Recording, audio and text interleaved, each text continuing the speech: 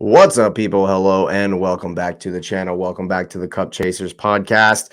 Thanks for being here. Thanks for listening. It's been a wonderful, wonderful week. The Champions League has returned, and the North London Derby is on Sunday.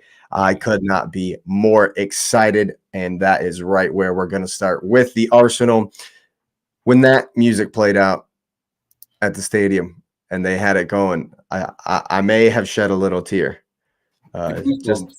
Just a little one. I was so pumped, man. Yes, it's PSV and it's, you can talk all you want about our group may not be the strongest group out there, but PSV came to play, and maybe that was the wrong choice. They're the first team that's come to the Emirates and decided, hey, yeah, we'll play with you. We'll be open, no problem. And they paid for it mightily, heavily. You just can't give that much space. You just can't leave that much space. And it was beautiful to see Saka get off the mark in the Champions League. Odegaard, man. What can... He had a game, man. He had a game. Man's a monster. Man is an absolute and utter beast. He's just class.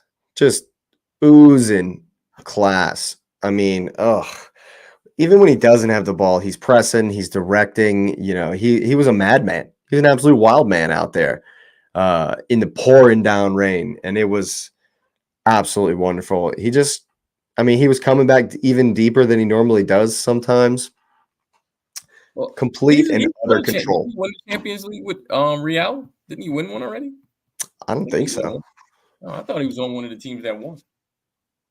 I mean, he may have been there. I don't know if he contributed to the run. When he was on the team. I think he was on the team when they won. I don't think he's got a medal. I'd be surprised to learn that. I'm gonna look at that. I'm curious about that. I mean, he wasn't one of the leaders, but yeah, no, he played well. I mean, you know how I am, man. I get excited for guys fulfilling their stuff, man. I think it was good.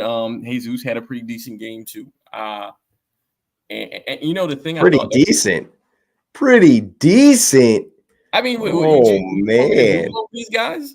I mean, I'm drooling. I'm drooling a little bit after that performance. Well, I think it was great that they got such a good win at home against a team that tried, because that matters. It's like you said, you were excited, so you wanted to make sure there's no butterflies, and PSV was like, hey, these guys, they didn't have anything to lose. If you think about it, they weren't expected to win anyways. I mean, right. What was it? I think it was, the margin was like two or three. So I mean, you won them like you were supposed to. So what did they have to lose?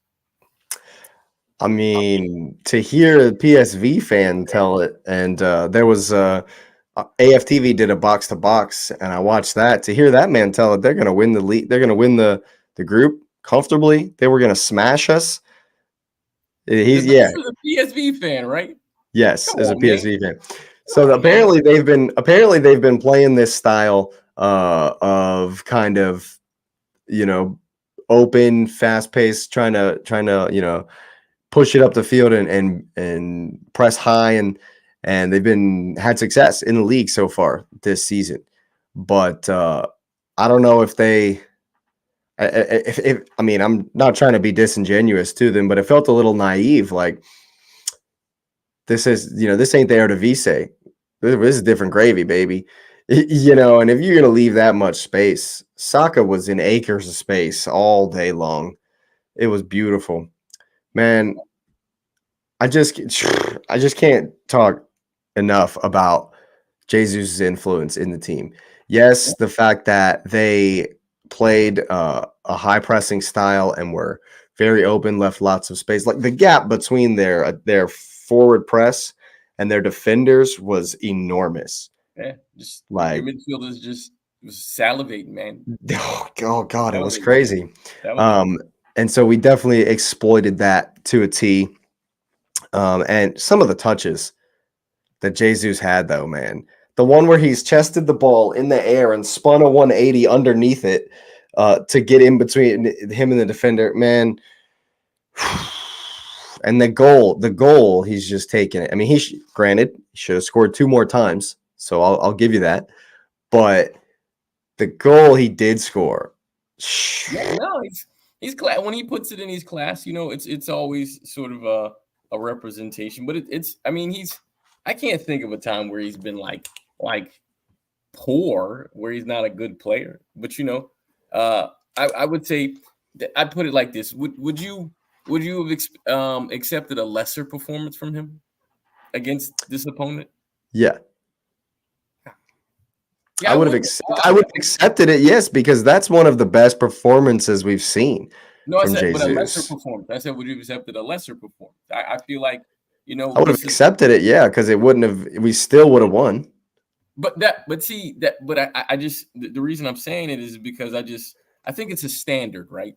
Where you want that standard, and we'll talk about that in for a different game. But is this a standard where you want to be there? So it's sort of like, well, I kind of expect him to be there because I've always, how I feel about him. I've always seen him as class. I mean, his finishing could be better, but which you made a comment on already. But I just think that's what he's supposed to do. He's always been a technically good player.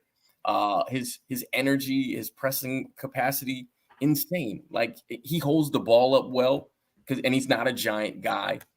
He's quick, even with an injury. He still has some speed behind him, and he knows where to be positionally, so he can poach if he needed to. But he also can take a couple of pop shots from some space and put something on it. So I mean, for me, I think if he played any less, it goes to the point where we're talking about if Arsenal brought in another forward, would you like if it was Tony, right? And Tony's coming in. I mean, I know if we're hearing it, he's not oblivious to hearing these things. Right. So you kind of have to. That's the level he has to establish. Like, this is what I'm going to give you, because if you want to bring this other guy in, then he better perform better than that. But no, you're right. I agree 100%. He's got to show that level week in and week out. Because like Odegaard, I mean, he was good, but that's what I expect from him. He's supposed to do that. I mean, the guy, literally, you're looking at him and you're like, when De Bruyne is gone, this guy is the next one picking up the mantle to just be that best midfielder. And so, so he has to do that now. And so, yeah. I mean, but in his case, you can give the credit because he's always been there. So if he performs above that, you're like, this guy here, man. And that just shows the hunger, because he's in a different position because he's your leader. So he has to set that standard. And so I think a lot of times you see him set the standard in action. I mean, he talks, but I think in action, and I think his actions and his performance on the field was amazing, man. I think didn't he make team of the week? I think he made team of the week. I mean, he should. It was something where it was like 4 players or something. Oh yeah, yes, one of those. I can't remember I did see a thing on Facebook with him holding a little thing. A trophy, yeah, he won something. Champions League trophy, yeah. Yeah. So yeah, man, I agree. I think that the standards are so high for Odegaard, because of how good he's been, but it's his consistency, and he's upped it even a little bit in the last 2 games. I think they all have, moving, from the United game going forward. We've gotten better and better and better. Again, it must be said that, most teams, a lot of people are getting super hyped about this victory. And yeah, I am hyped as well. It was a perfect night. If Havertz scores a goal, it's the perfect night. The absolute perfect it could possibly be, and so I think that it has a little asterisk by it, though, because the other games that we've played this season, literally every single one except for the Community Shield, were against low blocks. Yeah. And people are like, oh, Arsenal haven't been explosive. Arsenal haven't been at their best or whatever. Well, yeah, we've been facing it. Yeah, we've had 10 men behind the ball for every part of every game, and so the first time that a team decides, this Champions League, we're gonna come for it. We ain't sitting back. They get absolutely blamed, and so there's only one team. There's only one team that can play, right now, there's only one team that can play toe to toe with us like that, at least in the Premier League. I've heard some crazy things from Arsenal fans about Champions League and some of the teams in Champions League. I'm not going to go that far yet. It's one game. Let them be happy, Let them be Oh, happy. I'm happy. Don't get me wrong. I'm happy. And based on the Sevilla Lens game and based on this game, we have to win this group. Like that's the standard, is winning the group. We are by far the best team. That team, yes. In that group. There's no denying that. I actually watched the Sevilla Lens highlights and they looked kind of even. So we should be able to beat it. We should be able to, at home for sure. We should be smashing everybody.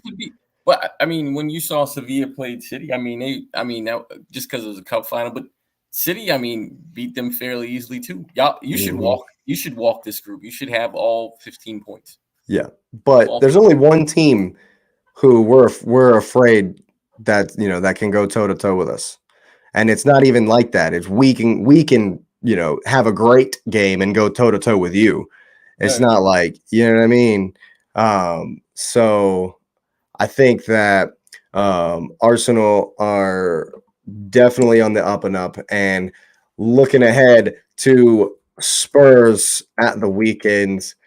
A quick question before we go there, right? Yeah. Because we talked about this with the guys. And it's not a deal, but so what's your thoughts on Raya starting again?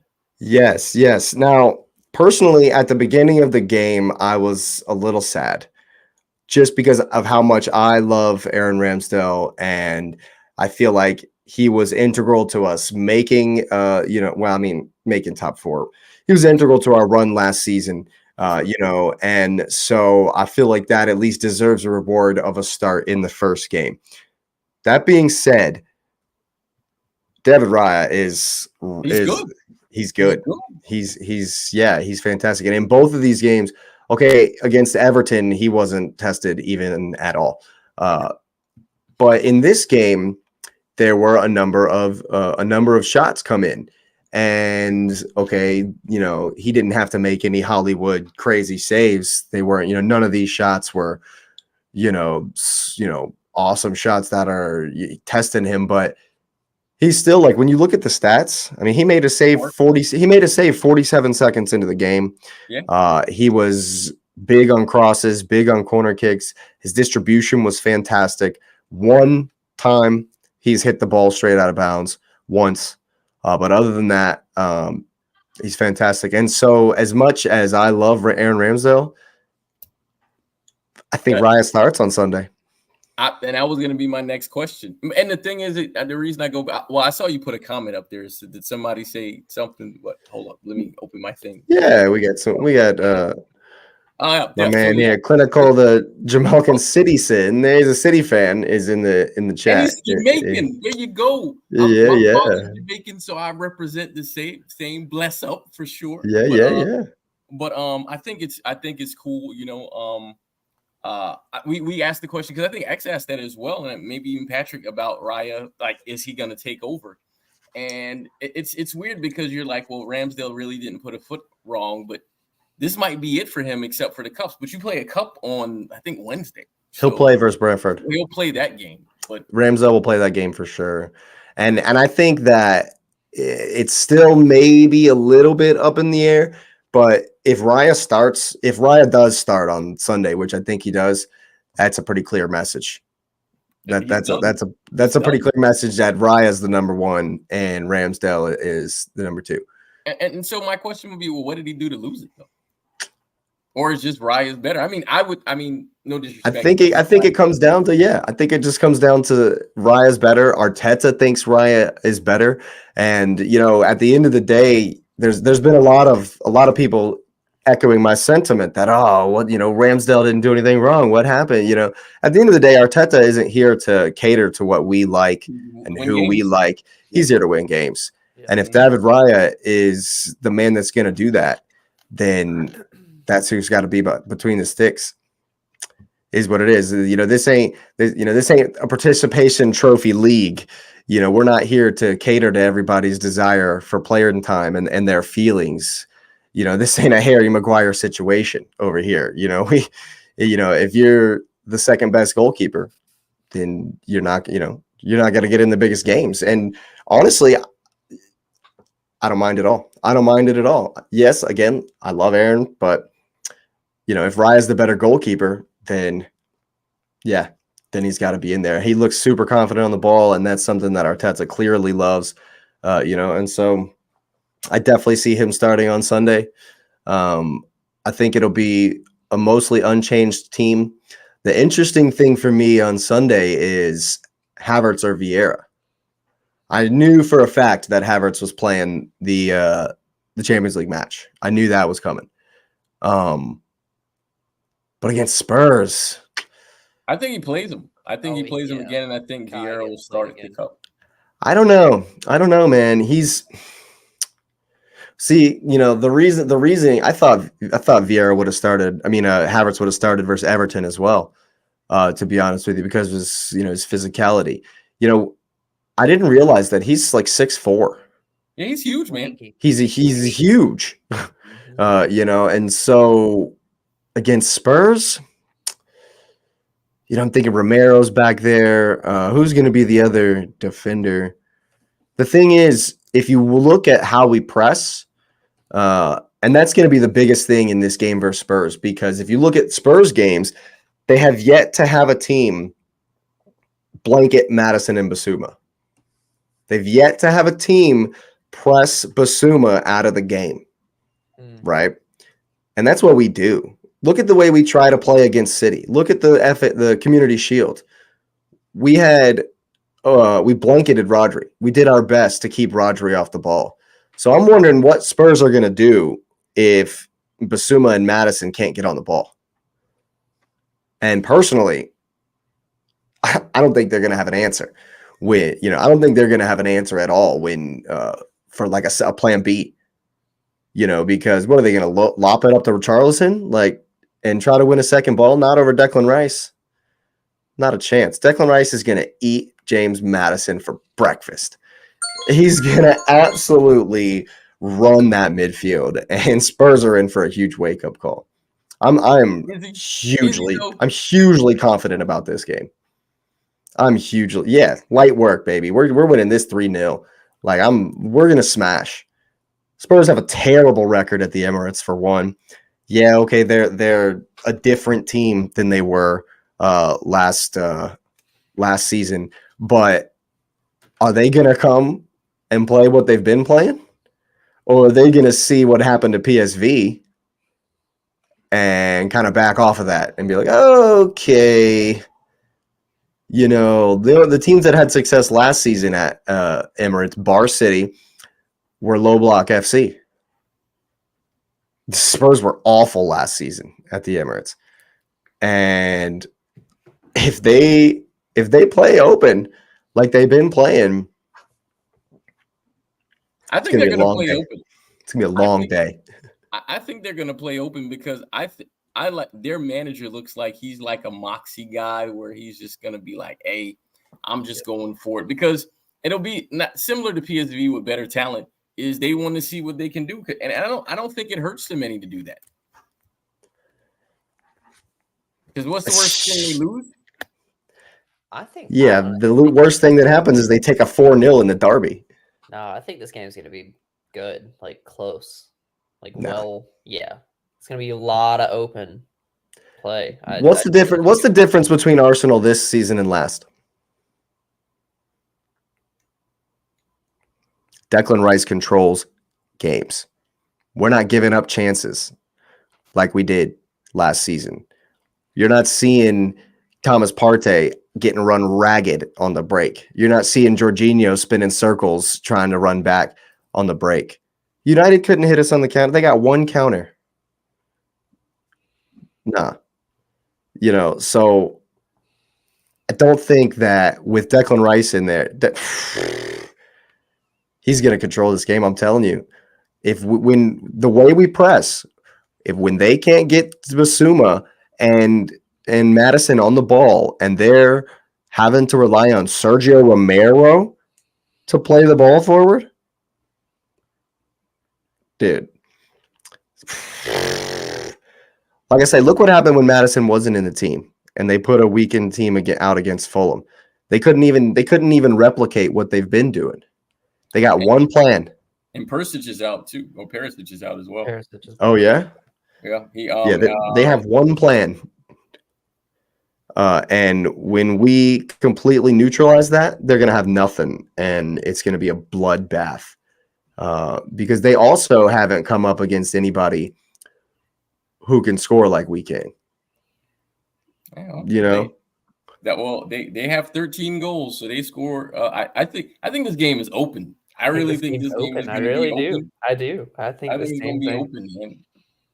I think it's going to be open. Yeah, I mean, I hear you, but I'm not saying they're going to win, but I think it'll be open. Because I didn't pick them to win them. If we're going to predictions, I said 3-0. I don't say it now. That feels like a little bit of a homer pick, my friend. Because I think Spurs are going to give you something. Yeah, I don't think they win, but I think they'll give you something. I think it'll be 2-1, like controlling a 2-1. Yeah, I think it'll be 2-1. That's what I have too.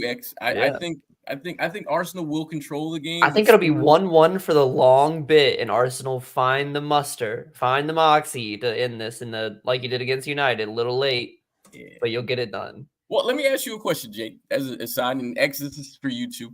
So, and I'm not saying this is going to happen, but what if you do your 2-0 thing? You go up 2-0, and I'm just saying, what if you do? Because I don't think they're going to do that. I think it'll be even. I just think Arsenal's a better team. But what if the 2-0 thing that Arsenal had an issue with in the past comes up? Like, what do you do with that? Because I think that affects morale at this point if that happens again. Especially with Spurs. It won't. It's Spurs. It's Spurs, dude, at home. It might happen against Liverpool. That was at Liverpool away. That was West Ham away. That was at the end of the season when we were absolutely gassed. Yeah. He's rested 5 players on 65 minutes. He's used all of his subs 65 minutes in the PSV game, and we still ran the game. Absolutely ran the game over. Kai Havertz actually improved when he went up top. And I thought that he was decent in the press. He did his job in the press up until until he had to move from his midfield spot. But offensively, he's a bit of a passenger, which that's typical Kai. But when he went forward, when Jesus come off and we switched it around, he improved a lot. He definitely whiffed. He definitely hit the Spurs fan in row 19 on the one. And Nick Jackson's book, man. Oh yeah, it was bad. It was bad news bears. But I think that he's growing in confidence. I think they all are. We've gotten better and better in the last 3 games, and I think Martin is going to be up for this. He's going to have the guys up for it. Arteta's going to be up for it, and that's why I don't think that we're going to have a drop off if we go up 2-0. Arteta clearly told the guys to have the PSV game done at halftime, and we're up 3-0 at halftime. Yeah. The way Martin has been playing, just you can see it. You can see it. I don't think he's gonna let us, do that whole drop off thing after up 2-0. We didn't stop at all versus PSV.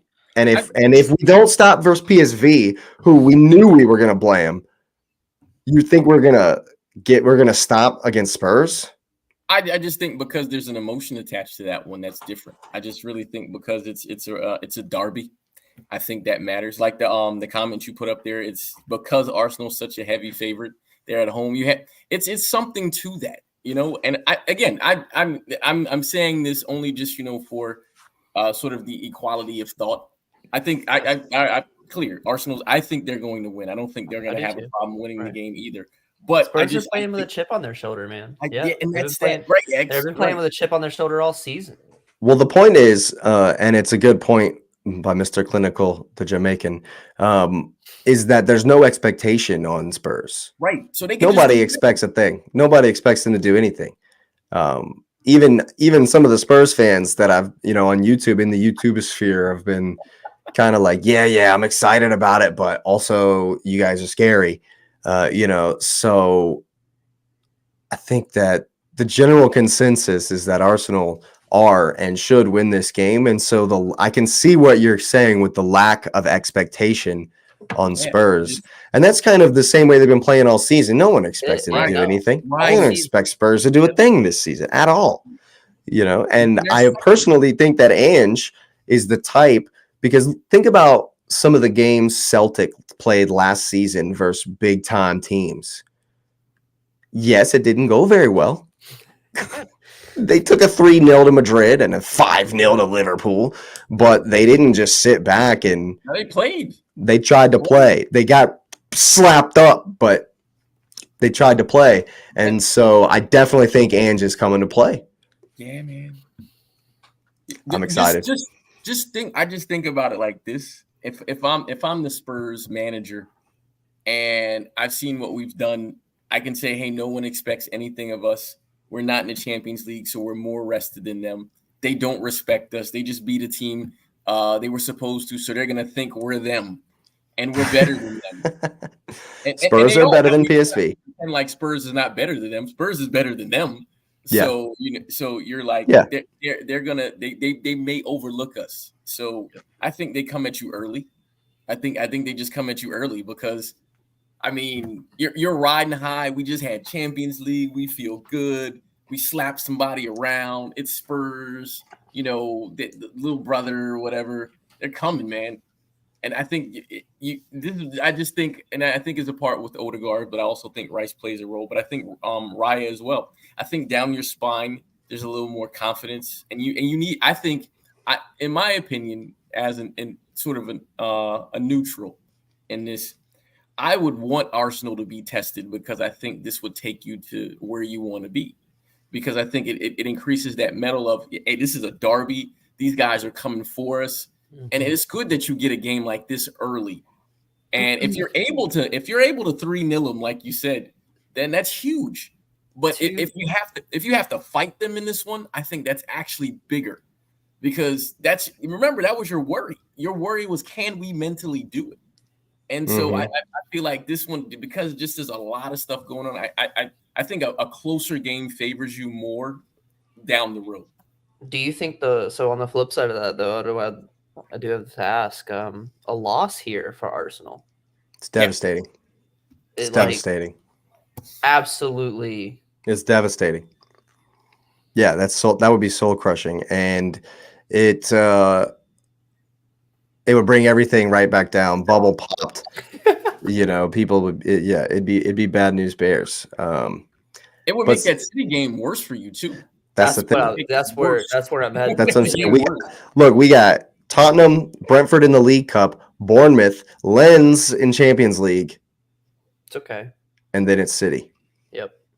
And so when I'm looking at that, if we get 4 wins in all those games. Because I want to beat Brentford. I want to progress in the cup as well. Yeah. So if we get all 4 of those wins, and we're coming into City, and no one's going to beat them except for us. I think so they'll be perfect still coming into that. And so if we're flying that high, we can do it, man. I'm quietly confident, man. Because look at this is a perfect segue. Look at the way City have been starting games. Yeah. And the one thing that we've lacked in our games with City, at least the ones that we were in, is lethality. If we put our chances away, we will beat them. We will. Because if they, just look at the first half of their Champions League game, we'll go ahead and switch over to City. Let's look at the first half of their Champions League game. They were sloppy as they could be. And still had 13 shots. Yeah, and Haaland was missing left and right. And as I definitely understand that Haaland is inevitable and he's always going to score. Especially when you give them 7, 8, 9 opportunities a game. He should have had 5. Like Yeah. Easily. easy. Easily. Like, Should've had a I'm not hat-trick saying like in the he was just taking chances to take him. He should have had No. 5. Yeah, Like, in the first half. I'm Right. just saying that City have been sloppy in games. They haven't, they haven't hit the heights yet, and they're still winning games, still perfect, And so I think that the Arsenal game coming up is a big game for City as well, but first they had Red Star Belgrade during the week. Good thing I learned that their name was Red Star, so I don't have to try to pronounce Severna Svezva. Nailed it, right? nailed it. But what'd you think of that game? I mean, it's kind of similar to the West Ham game. Well, the thing is that there was a couple of changes in the lineup. Like Nunez started the game, and Doku didn't start, and Bernardo played, and so I just the City has had this thing where you can see they're not in form at all yet, and the funny thing is that they're not in form, and they still had 13 shots in the first half and not even in form. And the thing about it is, I think it's just because they're getting used to playing with whoever they're playing with, because guys are being really, really fluid in positioning. So, for example, Bernardo got yanked in the first half. Obviously, it came back later. It was a precaution for an injury. But, I mean, you can see once guys get kind of settled to where they're supposed to be, they will be. That, like, for example, when Red Star scored, you didn't see no one was worried or phased in City at all. Like, they knew they were going to win the game. There was zero concern about the game. I think it's my fault. I think it's my fault, actually, because at halftime of the Champions League games, I was watching Paris Dortmund. I watched the first half of Paris Dortmund, and at halftime, I checked the scores, and I was like, am I really going to switch over here so I can cheer against City? And the same thing happened. I switch over, and it's just... It's my fault. If I see City down 1-0 at halftime again in a game I'm not watching, I am not switching over. Don't turn it back on. Don't turn it back on. Don't do it. But I just think, the funny thing is like Bernardo got pulled before half, and then they put Doku on that side, and clearly he can play both sides. So they had Walker and Doku together, and you could see they were about to be a menace. And then they moved Doku over, and Alvarez just did what Alvarez does. And the thing about it is that what you've seen, and a lot of commentary has been like, Pep is a big control guy, which is why Grealish plays a lot. And so Alvarez is not like your control 10, right? He's I'm going to take a shot, I'm going to take chances kind of guy. And so you can see the team switch to that in the second half, where they started to play a little more open, a little more dangerous, tried a couple of more things. And once they started doing that, it was ridiculous. Like, Haaland had an assist, but that's because, like, he literally knows at this point, you can see all he cares about is winning the game. He would love to score, but if he can get guys in positions to put goals, then he can. And then I read a thing where it said the keeper, the backup keeper, or Ortega was talking about the keeper, because the first half, the Red Star keeper, I mean, he was everywhere, right? But the thing is that they said Ortega said he's reading the ball in the air, and he's not following it correctly. I saw that thing, yeah. And the second, like when Alvarez scored his goal, that bend, that's why he missed it, because he just couldn't read it. And so after that, you saw all their shots were better, because they are literally like, hey, we're gonna punch you in the face, we're gonna come at you, and then we're gonna reevaluate and come harder. And once they put Doku on the other side, which I mean, I've said his name probably 3-4 times. That guy is going to be a menace. Like, you got to follow that. He still doesn't know what he's doing in the system. There were a couple of balls that he played that if he knew to like where people would be in the system, he would play different balls, because you can see it. Like, he would pass a ball and he would look and he's like, I got you next. He knew. Like, he's starting to grow to understand the players, and he's not looking just for Haaland. He's looking for Alvarez. He's looking for the runners, because Foden had a couple of decent runs, and I just think Rodri was a little sloppy in the first half as well. But then you saw Nunez dropped in, and allowed Rodri to move forward. I just think these guys are just like, Rodri didn't have that last year. he didn't have anybody where he really could have did. I mean, Gundogan was fine, but Kovacic will do that for him as well. But Kovacic is hurt. So I mean, as soon as he had what 2 games with him, and then he was gone. Yeah. So there's still like a lack of fluidity that they have, and so I think that it's just coming forward in games that they'll get better. So the funny thing is, I think not even looking forward to it. I think in 4 games time, I think you'll probably see the most healthy City team by that time. So I think that makes the Arsenal game will be good because I think both teams will be sort of the top of where they are. It's gonna be massive, dude. And I think that'll be a great game. But I think I'm looking forward to playing Spurs as well, man. I have a lot of respect, and this is more about the manager than the organization. And I just kind of like the energy that he brings. Like, he's such a likable guy and what he's doing with them. But for City, I mean, they did what they were supposed to do. And like Real Madrid struggled. They took a fulfillion shots. I watched the second half of that one too. Yeah, peppered them. And so it's like City did the same thing. So it's the matter of just figuring it out, knowing we're better, but then actually being clinical while knowing you're better. Because a lot of times these guys get in their head and they think, well, we're better. They're just gonna let us get them in. It doesn't happen like that. Yeah, it's gonna be a similar situation at the weekend. Now we're punching them in the face, man, because the league is different. But Pep has put that out clearly. The league is, hey man, we destroy people in the league. That's what they go for. I mean, West Ham was good. Forest beat Chelsea at the Bridge, man, and Are you really comparing Chelsea to the City right now? Like, I'm no disrespect, X, but we're not comparing Chelsea and City. If Forest gives City the amount of chances, we took 20 shots in that game. They're gonna do the sit back, same thing they did versus Arsenal. Right, but City can convert. City 20 shots. You give City 20 shots in the game, they're gonna score at least 1 or 2. I will say Forest is a better. We're not gonna hit the broads out of a barn. Like, Forest is a better counterattacking team than City has faced so far this season. I'm playing devil's advocate. I agree. If they sit that deep, City's going to score. Like, they might get one on the counter, but City's the Sheffield game. City struggled in the Sheffield game versus a low block. Yeah, they did struggle in the shot. Well, until they didn't. Like, they always find the game. They always find one or two. But that's the thing. City's patient. You can't hold that out for 90 minutes. They're patient. Right.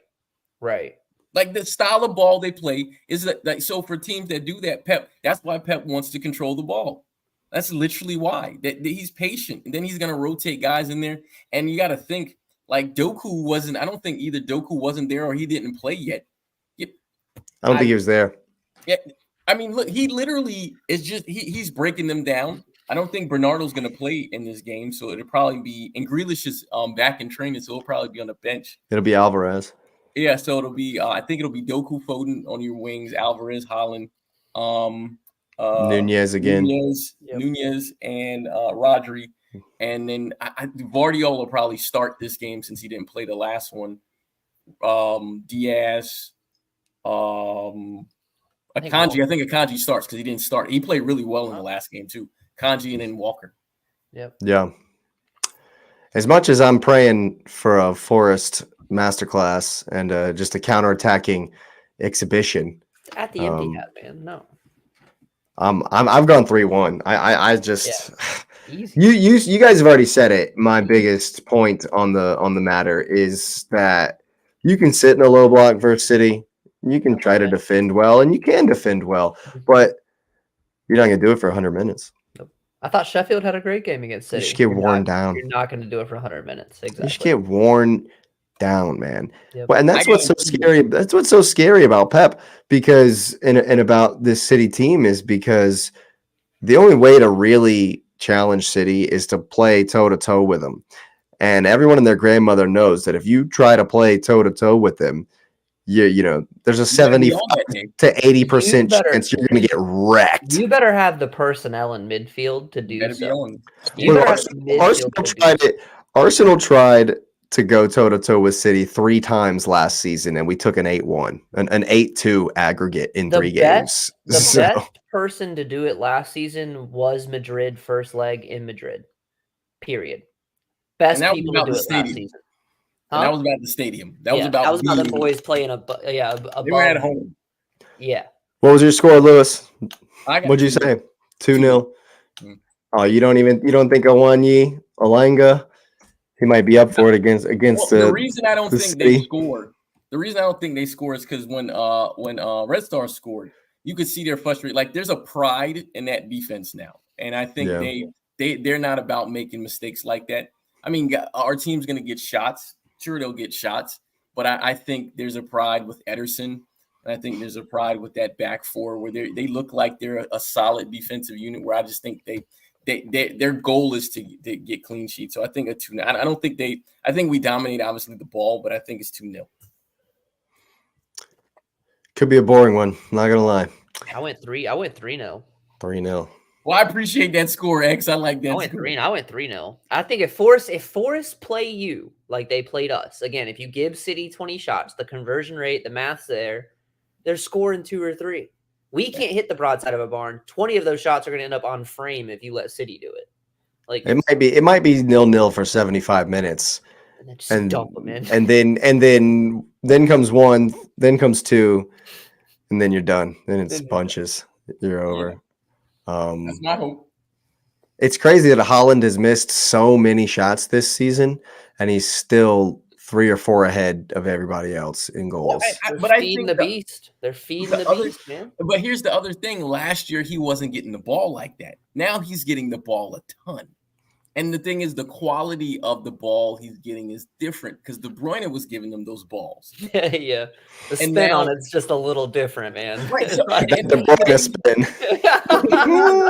People made fun of him, and they say, well, he's a tapping merchant. Well, De Bruyne does that. De Bruyne literally puts the ball where all you have to do is. Oh yeah, he made Raheem Sterling score 17 in a season. Like, come on, man. Whereas, I mean, Alvarez and Foden are working on getting there, but they're not putting the ball on the plate like him. And it's not because they're not good enough. It's because De Bruyne is unique. Do you think we see any of this sloppiness we've seen in the first half in the first couple of games? Do you think Pep is going to be like, look, this is unacceptable? Yeah, he's not going to let them be like, because I think the reason they're going to be more clinical this game is because you got a cup game, and the cup game will let you play the boys and stuff like that. So I think in the week, he wants them to be clinical now to maintain that form. So then when he does the rotation for the middle of the week, who do you have in the cup? I don't remember. It's a Premier League team. It's Newcastle. Yo, Newcastle's just getting beat up, man. Newcastle's just getting beat up. You feel for it. You had a great season, boys. For him? You just get smacked. Who feels for him? I don't. They had a great. They look good in Champions League, but we'll get to that. We'll get to that. We'd say we've all gone for City wins, which does not surprise anyone. But the real question, X, are we going for wins at the Bridge? That is the real question. It's a toughie they got too, man. I don't know. Here, did y'all happen to peep the highlights of the Villa's game today? They lost. They lost in the Conference League to Legia Warsaw. What? 3-2 in Poland. They lost. It was right to the picking for the Chelsea Lions. So good thing that I didn't save my predictions in my Excel spreadsheet, because now I'm rethinking this one a little bit.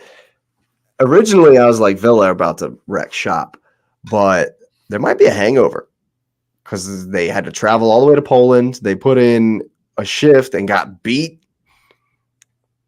Yeah, so and it's today. They played today. They played today. Yeah, they're back either tonight or tomorrow. Mm-hmm. They're not. Yeah, man. One practice and then a Sunday game. I'm gonna put Chelsea at 2-0 here. I'm going 2-1 Chelsea. I'm gonna go 2-0. Ooh, You're gonna go 2-0. really? Don't leak. Go. Oh my god. I think they win this one. We don't leak. I was going with a draw. Being honest, I was going 1-1 draw. That's what I had. But I think Chelsea can pull this one out. And you said 2-0, X? 2-0. I think Sterling and Jackson get on their score sheet. I don't know, man. It's not that we don't get chance. And here's the thing about like with both of your teams, like the way City's doing it, it's the old Diego Costa, Didier Drogba style, like just feed the beast. Just put it in, feed the beast. It doesn't matter if we missed 20, we made 3, we were going to win the game. Right. Arsenal have this clinicalness and this deadliness about them where they're going to go get a quality chance and convert it. They might have 11 shots, 7 on target, 2 goals. Like there's a clinicalness about how you're scoring. We are getting chances, we just don't convert either way. Either Jackson's not clinical enough to do it by himself, or the ball in's not good enough to actually put it on frame to finish it, or God forbid it lands to Raheem Sterling and he whiffs twice before he hits the ball. It's not that we're not, and this is where the frustration with Pochettino really comes in. We're not bad. We're not playing bad. We have possession. We have the stats we need. We have the passes we need. It's finishing. And like I was saying last week or on Monday, that top 3 is the issue, and we didn't fix it. We bolstered our midfield great. Midfield really wasn't our issue. I understand we had some people left. Defense wasn't really our issue before injuries. I get it. It's kind of an issue now, but the defenders who are stepping up, we're not getting blown out the water. We're not taking 2 goals. We're not taking 3 goals. We're losing 0-1. And that tells me it's a finishing issue. We should tie those. If we leak a goal, out of the 20 chances we took, we should out of the 300, let me not over exaggerate, out of the $200 million we have up top in Sterling, Jackson, and Mudryk, if he starts, we should be converting at least one of those chances. And Jackson's getting there. I think it's more of a finding your feet on English soil, coming over from the Spanish league, a little unproven, but he has the hunger. And that's something we haven't seen in our 9, in our striker in a while, which is why I like giving him the chances and the nod for it. Like, man played half the game with the ripped jersey. He goes into challenges. He doesn't mind getting knocked around. He puts his head down. He runs on goal. And with the Villa hangover, I think, and the Chelsea want to bounce back. We just played at the Bridge. Did not do the Bridge justice. Well, I thought you were at Bournemouth last. Oh, we were at Bournemouth. I'm sorry. Yeah. We were at Bournemouth. Go to Bournemouth. Well, we didn't do the Bridge justice game before that because we tied 0-0. So, yeah. No, Anyway. the game before that was the loss to Forest, wasn't it? Yeah, it was the loss to Forest at the Bridge. At the That's Bridge. the last time you've played at That's Stamford what- Bridge was yeah, a loss to Nottingham loss Forest. to Forest. Yeah, so we tied. That's right. We tied Bournemouth, lost to Forest at the Bridge. This is an important game, man. This is a tough game. I mean, we need points, and that's the thing. We've dropped points. We've already put ourselves into kind of a bad situation playing catch up. Don't need to be doing that this season, especially with the lineup we have coming. It just kind of sets the tone. We have to beat Villa. We have to beat Villa if we think we are to expect to do well against Brighton in the Cup. We need to do well against Brighton in the Cup. Oh, yeah. Yeah, Brighton in the Cup. That's not good. They got beat too. They lost in Europa League as well. It's just, so that's what I'm saying. Like, there's chances for us to step up, but it's that are we cursed type feel? Because every time last season we had this chance where it was like, hey, we can actually finish top 7. We need to win this game, win the next 2. We're in a really good spot, and we just lost everything. And then it was okay. Hey, we had some teams lose. They're in a bad spot. We can take advantage of the situation, move into top 10, and we just lose. It's just this repetition. Like, at some point, and you want to say it's on the players, but these guys are so young. They don't have a mentality. They don't have that cutthroat winning championships, want to lift trophies mentality. And I get that because you have to look at when the Roman age came in and how long it took him to get Terry and Lampard winning trophies, how long it really took him to get these boys to gel together, to want to win together. That's the key. It's not, you can have a great team, you can field a great team, you can buy $100 million players all day long. Do they want to win together? Does it matter? Do they want to win for each other? And no one on this squad knows each other. And I think that at the crux is the biggest issue we have. Quality aside, like, I can have my doubts against Raheem Sterling. I have my doubts for Enzo. I think Caicedo will be fine. He's a hustler. He likes to play physical. Is he back? How long is that injury? He's not back. We're getting everybody back late September, October, and then January. Yeah. Badiashile was supposed to come back. He just got re-injured. Yeah, I saw that. Yeah. But it's one of those things. Like, it should be one of those blessings in disguise, right? Like, you want this team to find form together. You need like the injury things it's really kind of killing us because you put James back on. Now everyone who got used to playing with Gusto for the last 3 weeks now has to then readjust to how James is going to play that position. There's no And consistency in the lineup. because as soon as there is, someone goes down and everyone has to play with someone different, and it's vastly different. Like, look at our left. Everyone wants to hate on our left right now. Mudryk plays a completely different game than anyone else who you're going to put in that role. Chile, if you want to let him roll up wide, Mudryk plays different.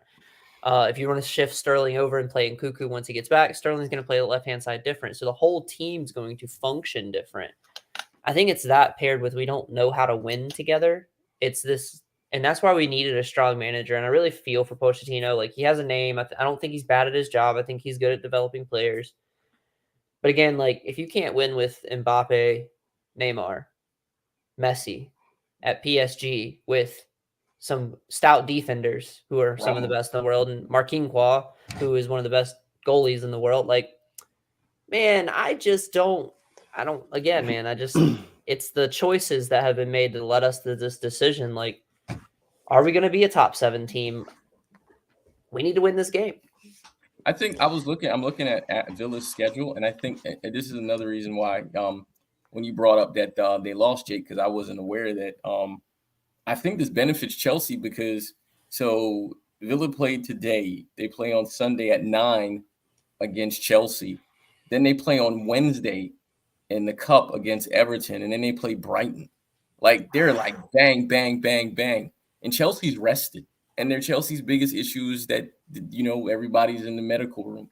But I think that the fact that they've had time and Pochettino, I think he's a good enough manager to see sort of the flaws that they exposed in this Conference League game that I think will be able to help them. I mean, you're at the bridge.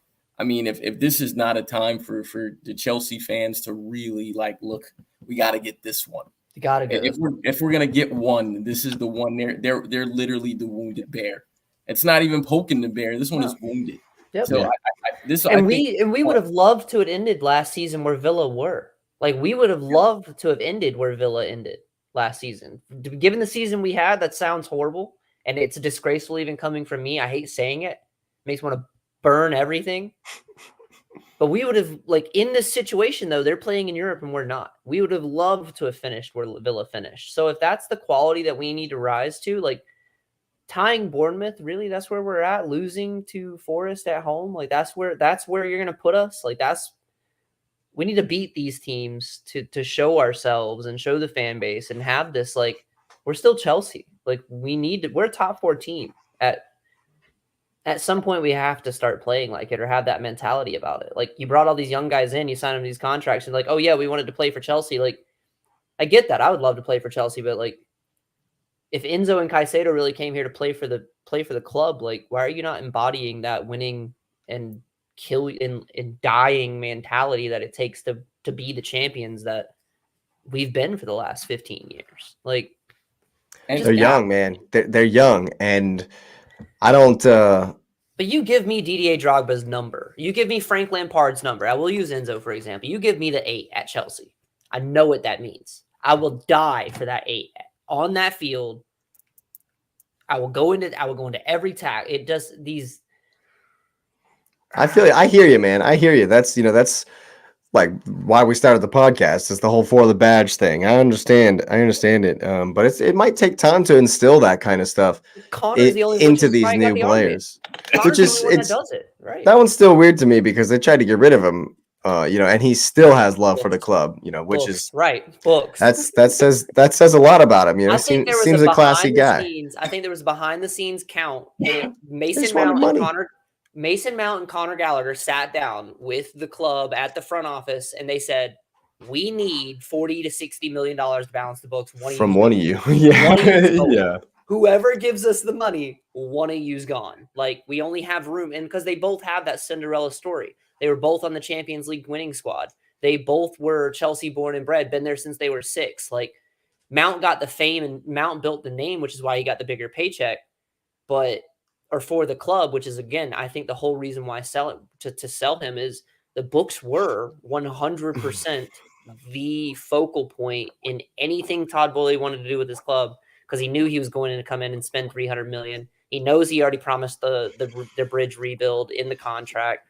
So it's like I have to balance the books now, because if I don't do it now, we won't be able to transfer anyone in the next 10 years, because we have to either rebuild this or put on and add on all the renovations. It's $1 billion contract that's being added onto the bridge. That's why everybody's on such long-term deals. So because now the focus will turn and switch to building of the stadium. But as far as the prediction goes, I'll go 2-1. Honestly, you go 2-1. I'll go 2-1 because Villa does have a nasty counterattack. Yeah, we are horrible at defending a counterattack.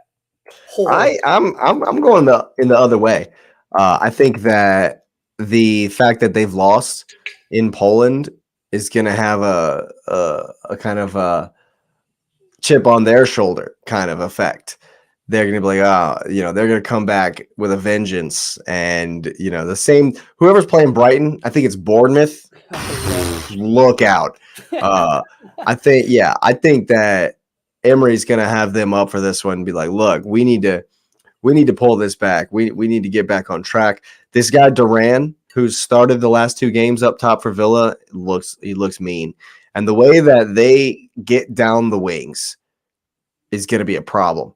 Especially if Gusto keeps finding himself real high, and who's on the other side? Who'll be on the other side? If they keep finding themselves real high up the pitch, Chile. It depends on if we want to play this. Yeah, it just depends on what he tries to do. So if they're leaving those spaces in behind, Moussa Diaby and Ollie Watkins are gonna. I've gone 2-1 Villa.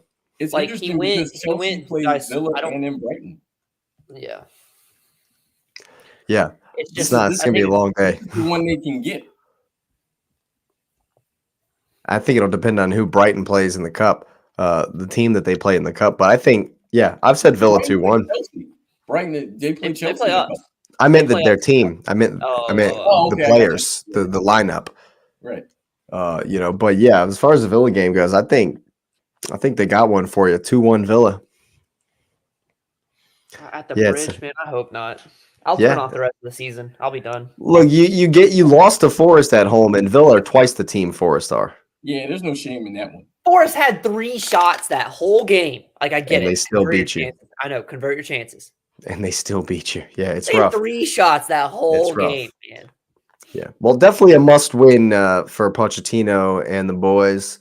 That one's on Sunday, and should be a good one. I'll probably be watching our next matchup that we're going to discuss. And Lewis, I'm getting on the bandwagon, buddy. The Manchester United Shambles Show goes to Turf Moor. Dude. Yes. Now? We talked about Ramsdale and Raya. If there was never a time where they should have kept David De Gea, he should have still be in this team. Yo, we should sign David De Gea. We should bring. He's a free agent. Just bring that man over. Yeah, just re-sign him. He doesn't have a club yet. He doesn't have He don't have a team yet. Just re-sign him, dude. Like, this guy is horrible.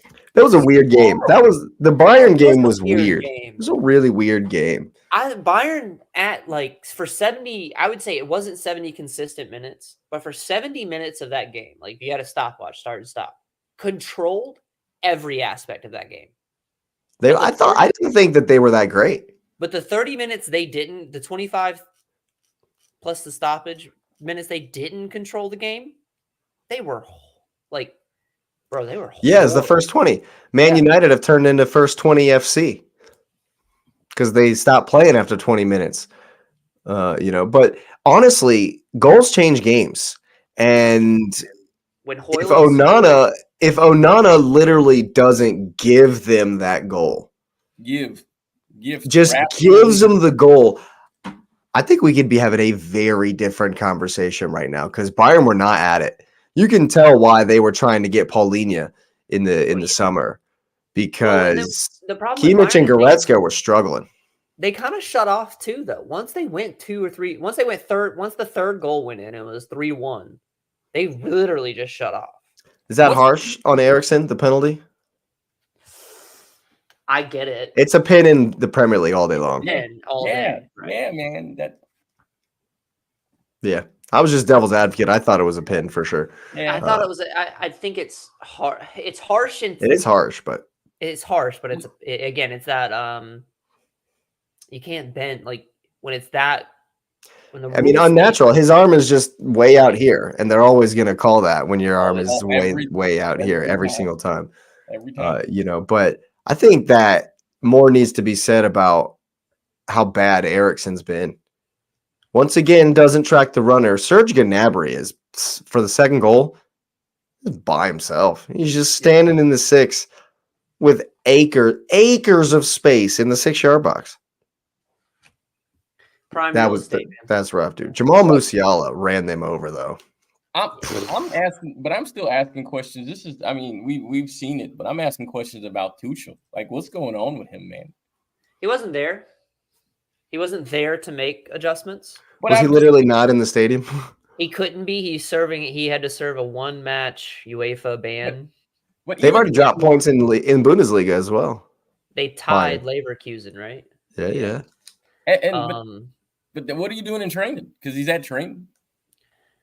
I think, well, it's him not being able to, like, the adjustments that are going to come from a Tuchel 3-1 or a 2-0 are going to be a lot different on that touchline. First off, and then again, United did not, without Casemiro and all the hype coming from Casemiro, without Casemiro's 2 late winners here, the game, like, again, it's like Jake said, It's flattering for United. It is. And that's what I'm saying. I think, and as trying to be as unbiased as I can with the United game, because I wanted this when I was rooting for Bayern during this game. But when I was watching it, I felt like Bayern controlled every aspect of this until they turned off.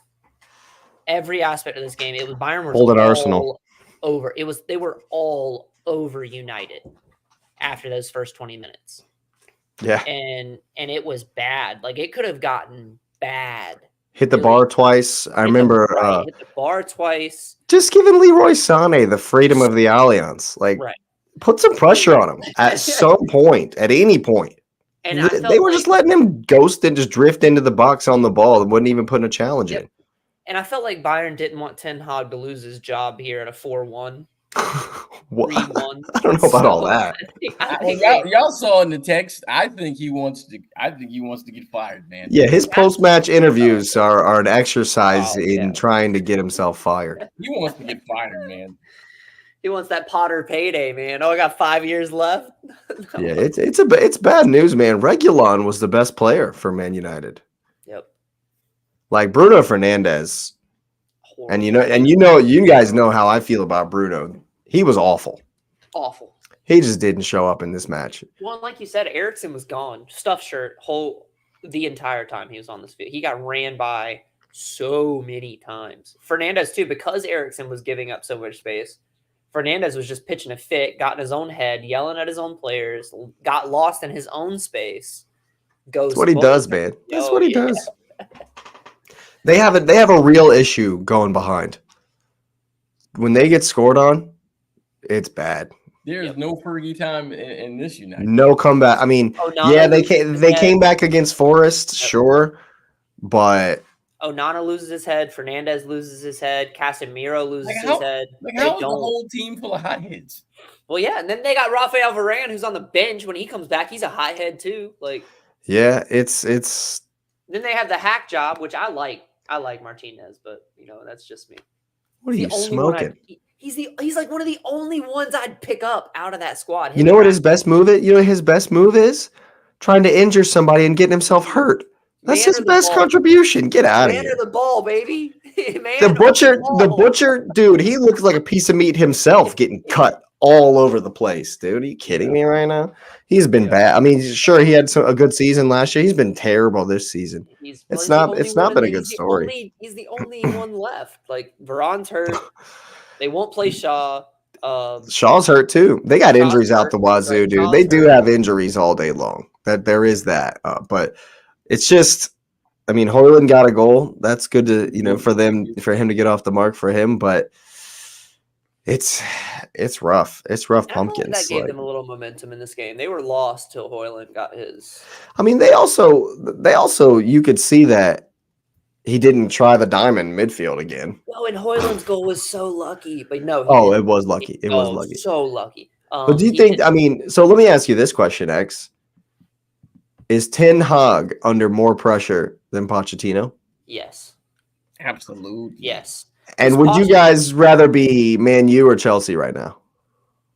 Oh, I'd never want to be Man U. No, but I mean, objectively speaking, look at the situations. In the as a neutral situations, Chelsea every day. I'd rather be Chelsea agree. because here's the thing, and this is the underlining. While I might call Todd Boehly a clown, He's better my than man, the my Glazers. man's still willing to cut $100 million check Yeah, he's better than for the Glazers. club. Like, I'll be okay as long as that's the mindset Yeah. that he keeps taking with it. I'll throw $100 million at it. I don't care. I'll throw it.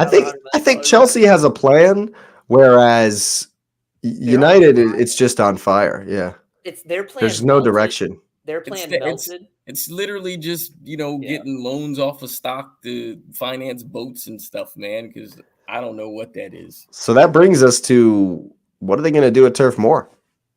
I mean, I think it's a draw. Burnley leak goals and United are. Yeah, I think it'll suit United. I think it suits United if into United so much. Yeah. If they accept the fact that the best iteration of this Man U is a sit back and counter style, just embrace it. Just steer into the skid. That's what you were good at last season. And Rasmus Højlund is the new Wout Weghorst. Like that's what they've brought him to do, is to hold the ball up. And dude's like what, 20? And he's got like 11 professional starts his entire career. He's got really low statistics where he just hasn't played much.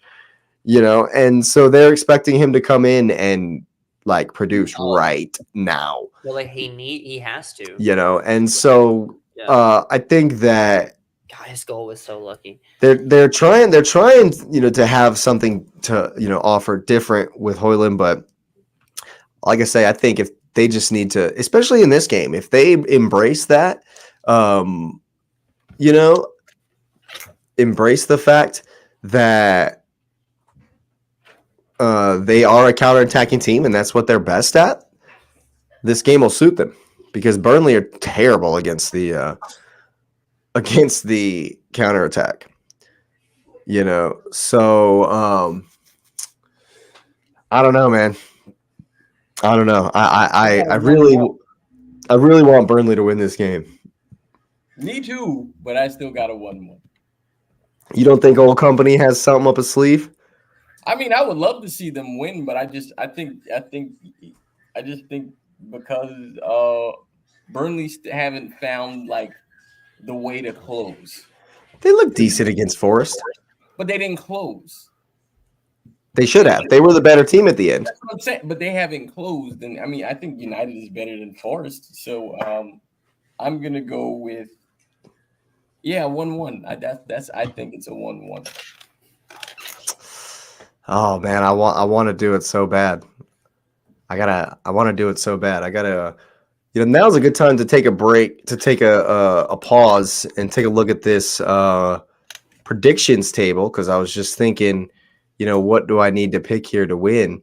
At the moment, I'm up on top of the table by a lot, by 5 points. I got 13 on you, but you're holding up the table there at the bottom. But it's last season. Yeah, it's kind of tight there. It's because my boys won't win games. That's the only difference here. My boys You're always picking with your heart. You're always picking with your heart. The Chelsea game will always at least make or break me. Yeah. And as long as Chelsea keep losing, I'm not going to get those points. You know what? I'm going for it, man. United are in the mud. 2-1 Burnley. Let's go, baby. Let's go. I'll take losing them. I got my draw. Yo, I went 0-2 United. Oh no. Oh man. Burnley, they leak goals. First win. Yeah, his first win. They leak Company's goals. first win. I mean, we'll see. We'll see. Apropos against United. It would be. I think Perfect. if United sit back and counter like they can, and Rashford can actually do something, I think that United will be okay. This is a heart pick for sure. I'm really hoping Burnley can pull it out and Vince Company gets his first win of the season. We'll move right along to, I think, probably the next most interesting game of the weekend. West Ham visit Anfield. Ooh, that's gonna be a game. Man, I'm pretty that's sure. gonna be a game. I'm pretty sure that's at Anfield. It's at Anfield. It is. Yeah, it's at in Anfield. Liverpool. Yeah, that's gonna be Even though a fun game. it's at the same time as the Arsenal Spurs game. There's like 4 games at 9 o'clock on Sunday. Yep. I mean, they all look like good fixtures too. Should be fun.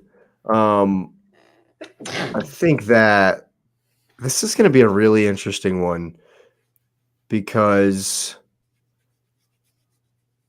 Liverpool have not really shown that they can break down the low blocks.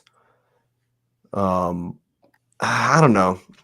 I think it's probably going to be Salah and Diaz. Jota didn't play at all in the Europa League.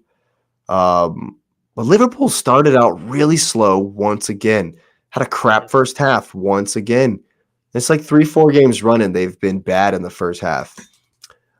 And if you recall West Ham's last game in Premier League, West Ham actually won their Europa League game. Also went down a goal to start out with.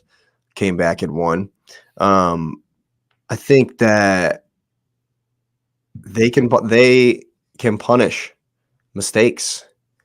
And so if Liverpool come out like they did against Wolves, I think West Ham have more goals than Wolves do at halftime. Wow.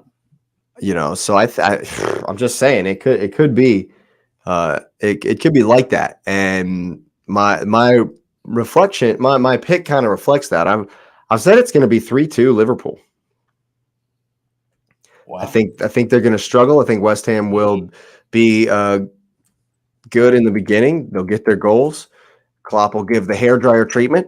I think it'll be kind of how it's gone. He'll make a couple of tweaks, couple of changes, and they'll be able to come back out and figure it out. I went 2-1. I think it's going to be 1-1 at half. I think West Ham go up early. Liverpool equalize. Come out second half with the changes. Get the winner at Anfield. 2-1. Yeah. I got 3-1 Liverpool, and I'm thinking the opposite. I think Liverpool goes up 1-0, and in the second half it gets tied, and then Salah does Salah things in the second half. Yeah. Salah's gonna have a good season, man. Did y'all see the purple jersey? Did y'all watch Liverpool's highlights versus some random? Their purple third kit is pretty cool. I like it. I like it a lot, actually. Nice kits, over the last couple of years. Yeah. I do have to say that Darwin Nunez looks like a pirate these days. Yeah. It's great with his ponytail and everything and his mustache. Again, if you want to, oh man, that's the one that makes me upset. He did. I mean, he got a score from the penalty spot, smashed in a nice penalty today. Yep. It just, again, 55 mil, and we could have a striker. Like, it just makes no sense, man. It just makes. I'm so done. Yeah, I mean, it might be because that striker wouldn't sign an 8-year deal. That was before. We lost the Nunez before. Oh, goodness grief. Yeah. We should have got Noodles when we had Tuchel. Yeah. Is Trent going to be back in this game? I think when Trent's missing from Liverpool, I think that they can struggle. Well, yeah, they actually have to use their midfield when Trent's not. Yeah. I think this will be an interesting game, man. I think West Ham have a shot. Is Konate still out? I think Konate's back in. Oh, okay. They only had two injuries. I think Konate will be back in. Disney and Konate are back. That bolsters their defense a lot. Oh man, I go 2-0 actually. I'm gonna go 2-0 to Liverpool. I got 3-1 to Pool. I'll go 2-0 to Pool. I'll change mine if Konate's back in. I don't know, man. How are West Ham gonna score? They're huge. James Ward-Prowse free kick. This is true. James Ward-Prowse free kick, and they will give up a free kick because they are huge. So yes, And Yeah. they're good at, West Ham is good on set pieces too. And counters. Yeah. Antonio is huge. You know, he's a big dude. You know, so yeah, I think West Ham have a shot at this one. That's be a good game. I'm having my fingers crossed. That Anfield factor is no joke, so it's you never know. But West Ham are doing you know, they're surprising people this season. You know, so they might be able to pull that one out. Yeah. Let's see. We'll take a look at some of these other games. We'll look at the other Champions League team. Newcastle get the draw versus AC Milan in an absolute hard-fought battle of a game. Yeah, I mean, it's typical Newcastle. Issue your sword and shield at the door when you walk in. I felt like they did not deserve a draw from watching this game. I felt like Milan had more on them more often. Mm-hmm. It was a great Champions League. Like, welcome to the Champions Oh, League. yeah. A great way to open it. They had Fantastic Champions League night. They had a game. Absolutely. I enjoyed this one. I enjoyed, 0-0. It's one of those 0-0s where if you're not really a fan of the game, it's like, man, that was boring.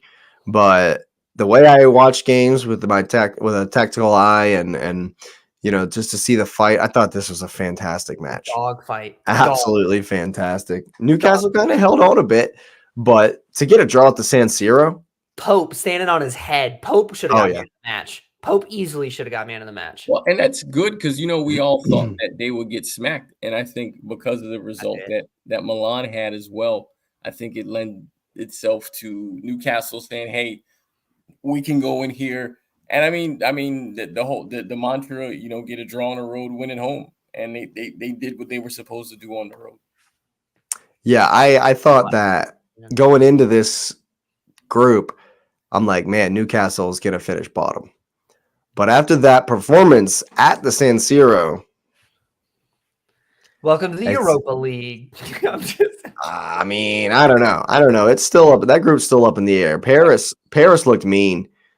Paris looked a lot better than they did last season in the Champions League. I'll tell you that. They created a ton of chances versus Dortmund, and Dortmund weren't no slouches either. That PSG Dortmund game was good. That was a good game. So yeah, Newcastle got a real tough road, but I think that this result in Europe is going to be an issue. Bad for Sheffield, yeah. There might be a bit of a hangover, And Sheffield at Sheffield, I think this game will suit them. Sheffield really are up for the physical battle. They've outlasted. Or they've nearly outlasted both City and Spurs as far as how the game went. They were able to keep City at bay for 93 minutes, 92 minutes, or something like that. At bay for 88 or whatever. Yeah, yep. So a tired Newcastle, whom they know that the game is going to be a physical dogfight. I think Sheffield might be able to do something here. I've gone for 1-1. Oh wow, I went 0-1, but okay. You went 0-1 to Newcastle? I did, yeah, to Newcastle. Yeah, I got 3-1 to Newcastle, but I'm looking at some stuff. This is before I had my 3-1. Apparently, Sheffield haven't won a match in 7 attempts and haven't won at home in their last 6 matches. That kind of matters. I'm going to Newcastle 3-1. 3-1. Yeah, I think that European hangovers are a real thing. Yeah. Newcastle gave absolutely everything in Italy to get that draw. It was such a good game. It was. That was a good game. I think there's going to be a hangover, man. I really do. And I think that everybody struggles against low blocks. It just is what it is. And Sheffield are low block FC. Like only Everton are more negative as far as the way they play. And McBurney being an outlet ball, he's going to battle with I always get Veltman and Botman mixed up. I think Veltman is Brighton and Botman Botman is Newcastle. is Newcastle. So yeah, that battle with McBurney up top is going to be interesting, and I think like most Newcastle games, it's going to be won in the second ball battle. Yeah. If Sheffield don't ever win a second ball and don't ever have any possession, it could be bad. Yep. It could be Lewis's 3-1. Yeah. But if they can win a couple of second balls and, kind of sustain some possession and alleviate a little bit of pressure in that way, I think they can have success. Well, yeah, I mean, if they mirror the game, if Sheffield come out, mirror the game that they had against Spurs, again, one of those ones where I don't think the scoreline really adjusted or really gave the honest opinion of the game. Well, Spurs had 30 shots or something like that. Right, so, I mean, they peppered them, and the City game was the same thing, and that's how Sheffield games are going to go, right? But Newcastle just aren't right. Newcastle haven't been prolific this season. They haven't been. They scored 5 versus Villa, and I don't think they've scored more than, I don't know if they've scored twice. They haven't found their scoring boots like they had last season, which is what I was getting to is that, like, if Sheffield can put on this defensive showcase and Newcastle come out the way Newcastle have with their 1 or 2 goals a game, while they do have the physical in them, while they do have that midfield, that type of second ball game in them, like, I think Sheffield can, if they're going to stave off of team and play that type of game, Newcastle's one they can do it too. Yeah, I definitely think that's how the game's going to go. And, yeah, that's why I've gone for a 1-1. I can definitely see that. Speaking of European nights, Brighton, what happened? Lights were too bright, man. Oh, man. They played Athens. AEK Athens. AEK Athens is the name of that team. And, they play risky. They play risky ball. And nice. It's all or none with Brighton. Every game, all or none. They got punished 3 times. They lost 3-2. They gave up 3 goals at home. Yep. I'm not sure De Zerbi knew what to expect, from Athens. And they took full advantage of their opportunities. And Brighton are going to give you, if you want to play with Brighton, they'll give you the opportunities. And, Athens were clinical. Definitely took their opportunity, definitely took the chances. But Brighton had all the ball in the game, like you figured they would. But I think that Brighton, even more so than West Ham, though, or Aston Villa, though, are the team that, like, comes back with a vengeance. You remember when Everton smashed them at the Amex 5-1? You remember what De Zerbi said after that? Do you remember what happened in the next game? I remember what happened. What did Zerbi say? De Zerbi said, "You will see the real Brighton at the weekend." Yeah. And you know what they did, don't you? You remember what they did, don't you? They came to the Emirates and won 3-0. 4-1. Oh yeah, 3. So they got Bournemouth at home this time. Oh, they're winning that. 4-0. 4-0. I've gone 4-0 to Brighton. I'll go 2-0. It's going to be a bloodbath. 3-0. I'll go 2-0. We'll make it interesting. Yeah, we'll go 3. We'll go 2-3-4. Yeah. It's going to be a bloodbath. Bournemouth at home, I have respect for. I'll give them a goal at home, but away to Brighton, who are pissed off. A pissed off Brighton. Yo, it's coming. It's coming, and it's going to come in waves and bunches. And it's going to be an avalanche. And, I think Brighton are going to be way too much for Bournemouth.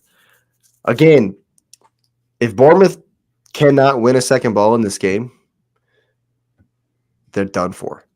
Yep. They're done for. Yep. If they don't manage to sustain any possession by winning second balls, that's going to be, again, the key to Bournemouth is being able to get at least a little bit of possession at times, because they like to play. They like to be open, so this should be an open game. But if they can't get any of the ball, it's going to be so bad. It's going to be so bad for them, dude. That's why that's why I think Brighton are just going to absolutely wreck them. you could talk about it. I've talked about the European hangover, but I think it's going to go even further for Brighton because they're just mad. They're going to be like, we did not expect Athens to come in here and not even be afraid of us at all, not even worry about us at all, and hit us. Exactly. And hit us on the break and get out and run out winners. Athens are top of that group. You know that Ajax and Marseille is the other part of that group. Man, that's going to be. Oh yeah, you did say that was Brighton have to go to France next. They go to Marseille at the Stade Velodrome next. Who? It could be bad. Marseille. Don't who to Marseille. They're a Champions League team, bro. Don't who to Marseille. That's a Champions League squad. That's a Champions League squad. That's what I mean. Who? Oh. Marseille. They have work, man. They got work to do when they go there. They do. This isn't the Memphis is not Memphis. Dude, there's like 5 former Arsenal players at Marseille. It's like a Barcelona players there too. It's an Arsenal light. I think Alexis Sanchez is there. The legend of Chelsea is from Marseille. Yeah, Who's that? Drogba. Oh, he's from Marseille. Yeah. He's Ivorian. Well, no, he was made. That's where he played. He played. Right, he was made in Marseille. Oh, he played for Marseille. Gotcha. He came for us. Yeah. Yeah. It's and then Ajax is the other team in that group. Ajax tied Marseille. So that's not a good group for Brighton. It's funny. Brighton is going to be what I thought Newcastle would be. Because I think Newcastle would finish the bottom. Brighton might be the one that Brighton might not even make Conference League. Yeah, they might be going home because it's not going to be an easy one in Athens, especially with the confidence this will give that team for the return leg. But yeah, Bournemouth are in trouble. Yeah, they're going to get smacked. They're going to get slapped for sure. For sure. Speaking of another team that's going to get slapped, Everton travel to Brentford. They have no hope. I've gone 2-0 Brentford. Yeah. And I remember I asked you guys last week, I'm like, who's Everton beat this year? No one. There's my 2 it'll be Burnley and Luton. Nope. That's how I got Brentford 1-0, but Everton is still bad. I got Brentford going 2-0 on Everton this game. Yeah, same as me. Brentford at home? Oh, dude. Yeah. It's not going to be good because game, which Brentford can, they like to hit it up and have Tony knock it down, but Brentford can also play. Johan Wissa's had a great season so far, and Mbomo is still doing his thing, so I think they'll be able to put the ball down and play around him. I mean, Everton obviously are going to play the Sean Dyche low block, super negativity style, and because that's what they do. I'm surprised they haven't resulted to the old Villa. Just kick the crap out of people. The villain. Just embrace it. Just absolute hatchets, man. They would end up hurting themselves. It doesn't matter though, because look at last week at the Newcastle Brentford game. Yeah, they were up for it. Yeah. Oh, you're going to issue a sword? You're going to give me a spear as we walk out onto the field? I'm cool with that. All right, let's go. No problem. Brentford had no problem, man. The bees, they're going to sting them. I don't think Brentford are going to have any trouble with Everton. Everton are they're down. They're down. They're going down.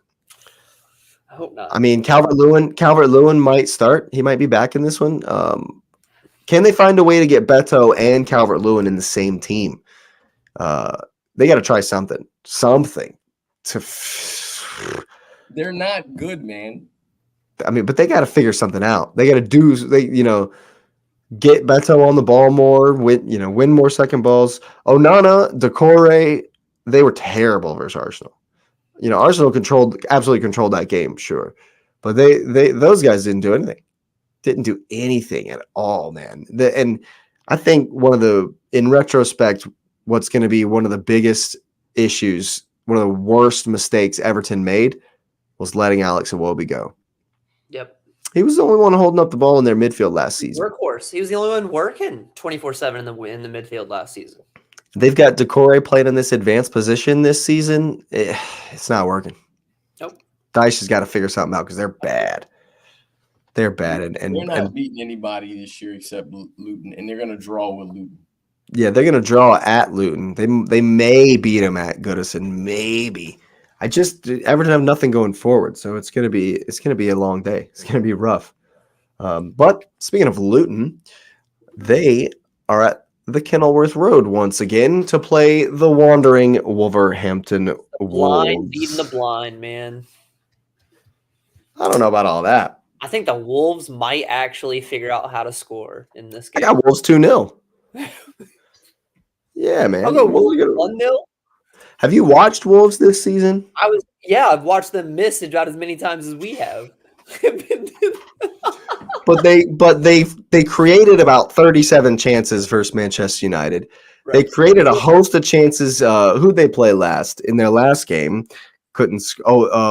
Liverpool. It was Pool. Yeah. They should have been up 4-0 at halftime versus Liverpool. So against Luton, I Here's my thing though. Like they should, but the only game they've won this season is like Blackpool in the cup. They lost to Palace, they lost to Pool, they lost to United. Who, Wolves? Yeah. They beat Everton. They did beat Everton. That's right. Everton doesn't count. Everton doesn't. They only beat Everton 1-0. They only beat Everton 1-0. I got a shocker here. I'm going Luton 2-1. No way. You know what, Lewis? I'll get on that. Hatters. Luton 1-0 because they're at Luton home. with the They're at home. 1-0. Yeah. I'm going 2-1 Luton, man. I'll do that. Disrespect to my man Gary O'Neill. Oh man. The 1-0 to the Hatters. Hey, I want to see it, man. I really want to see Luton do well. I've been cheering for Wolves this season because I just have I have a soft spot for Gary O'Neill. I want to see him do good just based on his trajectory, based on, he got shoved into that Bournemouth team last season, and he's got Wolves playing a different style this season as well. If Cunha could just find the net, I'm telling you, man, if Cunha starts scoring goals, Wolves will finish 11th. If Cunha can just start bagging, because Neto absolutely ran roughshod over Liverpool in that first half. Just ran them over, man. That's why I made the comment during the Liverpool segment about Trent being missing. Yeah. Because he could run with Neto. Trent's not like the greatest defender ever, but he can at least run with him. He's got the speed and the stamina to stay with him the whole game. Neto was going off. And if I'm Neto at the end of the Liverpool game, I'm screaming myself hoarse at Cunha. He should have 3 assists. He should have. Neto put him on a platter all day long. And, you got Cunha looking like Lukaku out there. It's bad news bears. But I'm telling you right now, if he starts scoring goals, Wolves they'll be better than decent. They won't just, because as it stands, they'll struggle. They'll be fighting relegation. They won't be relegated because other teams are worse, but they'll be in and around it. But I'm telling you, man, if any one of them can just start bagging goals, because they're creating chances. Yeah. And if you look at how Chelsea's struggled to score goals, but they put 3 past Luton. So Wolves have been struggling to score goals. I'm backing them to find it 2-0. Even at the Kenny, who did Luton score against? They scored last time they played at home. Was it Burnley? West Ham. No, it was West Ham. Yeah. So maybe Luton have a goal in them. Well, look at that. They won their cup game. They won the 3-2 in their cup game, EFL Cup, and they proceeded to lose to West Ham. Luton did score on Brighton. Yeah, they scored 4-1 Brighton. Yep. 4-1 on Brighton. Yep. I think they win. I think they win 2-1 this week. Nice. There you have it. X and Lewis going for Luton wins. First win of the season. I am less certain. Yeah, I think Wolves will pull this one out. Man. That leaves us with the final match that we've yet to discuss of the weekend. The Cottagers, Fulham, go to Crystal Palace to visit old Roy Hodgson and the gang. This will be one of those soccer fans of the game will like this game.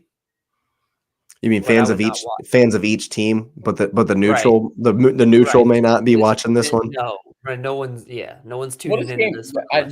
they're in 9th and 10th, so they're like Yeah. dead smack mid-table. Yeah, It's gonna I mean be that's this has 0-0 written all over it. All no. over it. That's your prediction? Can I lock that in? I'll lock that in for you. All over it. No, 0-0. sir. No, Just sir. boring. Yes. No, I don't think you've watched enough Crystal Palace this season. I think Eze gets a goal. I think Edouard scores. I think it's going to be a good day for Palace, to be honest with you. If you look at Fulham matches this season, they should have lost to Everton. Just throwing that out there. If Everton could, find the back of the net without it, suffocating them and being thrown over their own heads, if they didn't need to be slapped in the face by it to score goals, they would have beat Fulham. Fulham were not good in that game away from home. So Palace, I think Palace have goals in them, man. Palace can be an exciting team going forward. So I've gone for a 2-1 for Crystal Palace and Roy Hodgson's men at home. I definitely think they can control this match. They got Chuck Decore, or not Chuck Decore, that's Everton. But they do have a guy named Decore in the middle there that's been pretty solid this season. And I think they'll be able to handle Fulham. If they can stop getting red cards. Yeah, Fulham would be I just feel like Fulham have a little bit more in them, but I don't think they score as like they drew you guys. They won't beat Luton. It won't be that kind of game though. I watch more Fulham than I have Palace, but this game will be different than both of those. I know Palace did this to you all last season. Palace was your Wolves. So Wolves are this year's Jake's Palace. Yeah. Like that's what's going on. He's just the team I keep backing. The team I keep backing, and then they just disappoint me all season long. That was Palace last season. Now it's Wolves. I keep calling Wolves wins, and they keep letting me down. Palace, I think, are a little bit better. Yeah, I think they're just gonna be too much, man. Eze's good. I think Palace can control games. They can have nice concerted possession. They do like to get down the wings. And each Palace game I've watched has been kind of back and forth, which Fulham won't mind that. But I just think that Palace have better goal scorers, better guys up top to take the opportunities. And I think they'll handle it. What are you saying, Lewis? I'm looking at some stats. I mean, I picked the score, but I don't think it's going to change it because I was looking and I think it's a 1-1 draw, but I'm looking here and it says that Palace haven't kept a clean sheet in 5 matches. Then I'm seeing that Fulham have kept the most clean sheets in the competition. Really? I'm just reading. This is Foot Mob, so I mean it's accurate as whatever it is. But then it also says they've conceded the most penalties this season, which is why I think that also tracks with the red cards that they've gotten this year. So I got a 1-1. A 1-1. Nice. Fulham's got more players on red cards than we do in the hospital. Like they got, That's saying something. Good grief. That's a stat. Holy crap. No. That one should be interesting. That might be. I've been averaging 9 games, 9 of the 10 games so far. Actually watching the full 90. I'm not doing this one. Palace full. I might not catch all of Palace full. That one might be. Yeah. Sorry about your Palace, but there you have it. I've gone for a Palace win. You guys have gone for draws. It looks like a lot of my predictions have been different than yours. This time around should be a good week. We'll definitely get Patrick's predictions in as well. He said he's gonna send them to me tomorrow. But yeah, there you have it. Week 6 predictions in the book. I'm definitely looking forward to the weekend. Of course, it's the North London Derby. I'm gonna be absolutely buzzing, jacked to see that one. Man, it's another Sunday game. I don't like Sunday games. I'm glad because. What did you just say? I said, "Go Spurs." I'm kind of torn here. What did you just say? You know what? No, I'm not having it. I'm not having that. You don't say go Spurs. Why are you gonna do that, man? Like that? That's You don't say go Spurs. You get a timeout. You get a timeout for that. You just take a timeout for that right there, sir. Oh, man. Yeah, I don't know what you thought was gonna happen with you saying that crap. Wow. Oh my goodness, I don't know sir. who to root. I'm the other London club. I don't know who to root for here. A draw, maybe a draw, maybe. Okay, I guess I deserve that because I said Villa would beat Chelsea. Yeah, see. I guess I deserve that. Yeah, and deep down, I mean, it's not even deep down. I don't hide it. You guys know that I cheer against everyone. So if you're not Arsenal, I'm not cheering for you. Yeah. If you're not Arsenal and you're not playing against City, I'm not cheering for you. Big rat. Yeah, oh no, yeah, absolutely. I'm an honorary Forest fan this weekend, of course, because they're going to go to the Etihad and get a result. Same, yeah. but yeah, we're definitely excited about the weekend, and if you are as well, go ahead and hit the likes up on the video. Go ahead and subscribe to the channel if you're new. Thanks for being here. We are on our way to 100 subscribers.